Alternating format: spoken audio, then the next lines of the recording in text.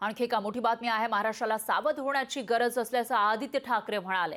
सावध झालो नाही तर विधान भवन गुजरातला नेतील असा निशाणा आदित्य ठाकरेंनी भाजपवर साधलेला आहे। Vedanta Foxconn, Airbus, Tata medical device park नेलं तसं विधान भवन सुद्धा गुजरातला नेतील असा हल्लाबोल आदित्य ठाकरेंनी केला आहे। तर जे उद्योग गुजरातला पळवले असा आरोप विरोधकांकडून केला जातो, त्यावरूनच आता आदित्य ठाकरेंनी महाराष्ट्राला सावध होण्याची गरज आहे। आताच सावध झालो नाही तर आपलं विधान भवन सुद्धा गुजरातला नेतील असा हल्लाबोल आदित्य ठाकरेंनी केलाय। आज आपल्याला मुंबईकर म्हणून विचार करायचा आहे की हे सगळं जे चाललेलं आहे ते एवढा भयानक प्रकार चाललेला आहे। आज जर आपण आपली हक्काची लोक, आपली माणसं ह्या दिल्लीत पाठवली नाहीत आणि विधान भवनात पाठवली नाहीत तर आपलं विधान भवन देखील पुढच्या वर्षी ते गुजरातला नेऊन ठेवतील। आणि हे मी खोटं बोलत नाहीये, हे पॅटर्न बघा तुम्ही।